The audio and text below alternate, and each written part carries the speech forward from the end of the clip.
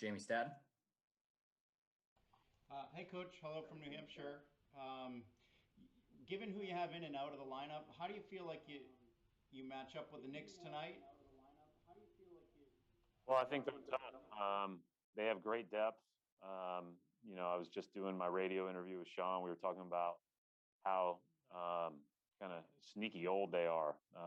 They have veteran players. They have tough guys. They're physical, and we're just going to have to match that with who's available on down the roster. I have a great deal of respect for the way that they've played all year, but it feels like every game I watch, the way that they set a tone for the game and the physicality that they play with, again, up and down that roster with some of their with some really talented players, is a big reason why they're where they are. They've done a good job. Gary Washburn.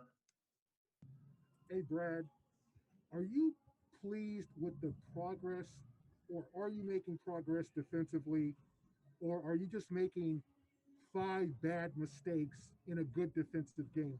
Like last night, how did you guys play defensively, and do you see progress? Yeah, I mean, easier said than done. If we keep those guys off the line, Gary, that's a sub 100 game, and you have a chance to win, even though you turned it over left and right. I mean, the turnovers were really what cost us that game, or the opportunity to win that game. I think we're making progress. I think the numbers would suggest that probably in the last week or so. But, like yesterday, we talked about our progress offensively, and I jinxed us. So I'm just going to shut up and see if we can't maybe put a good game together on both ends of the floor and go from there. Abby Chin. Brad, I'm just wondering what the limitations are with Tristan now that he's back. Yeah, short bursts. I mean, very, not going to play a lot of minutes in a row. Stephen Bondi. Hey, Coach. I just was wondering your thoughts on the play-in tournament. What do you think about it? And, how important is it? How much emphasis is it to avoid it by getting up to the at least the 6th seed? Yeah, I mean, I think anybody would prefer to do that. There's no question about that. I think that, but you are what you are at the end of the year. And so each game's worth one. We all need to play as well as we can on that given night to have success. But somebody's going to finish in that group. And, when they do, they're going to have to then get ready to perform. And, if you do it well, then you get a chance to be in the real tournament. So I think it's a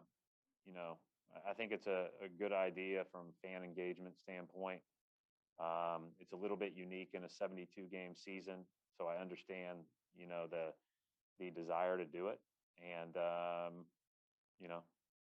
we hope, just like New York hopes, just like everybody else in this mix of team hopes, that you're able to find your way above that. But if not, then you play the games that you're assigned to play.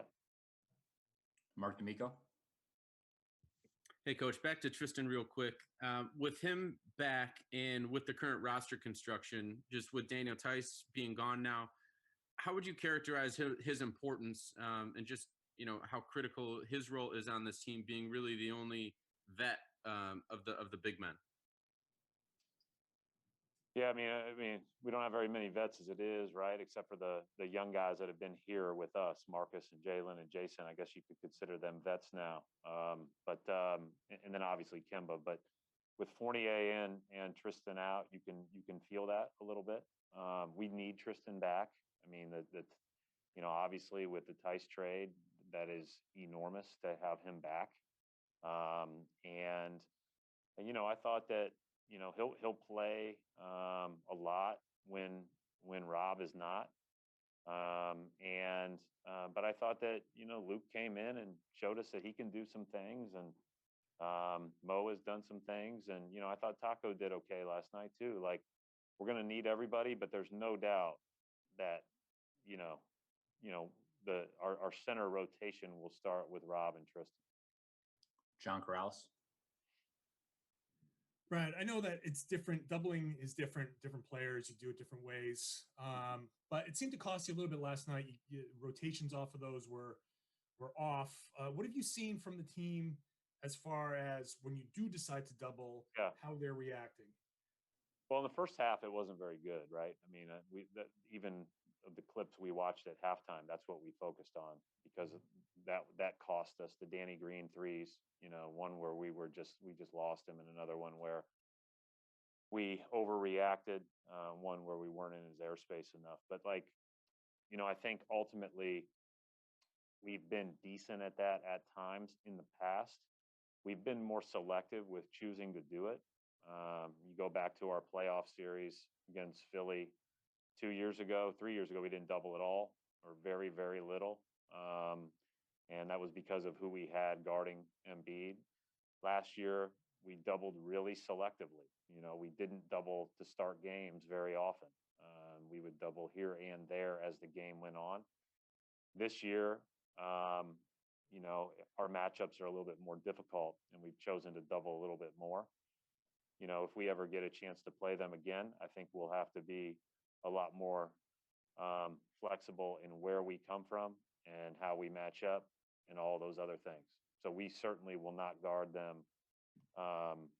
you know, out of a plan the way that, or at least hopefully we do it cleaner than we did it last night. All right, I'll wrap it up right there. Thanks, Coach. Thank you.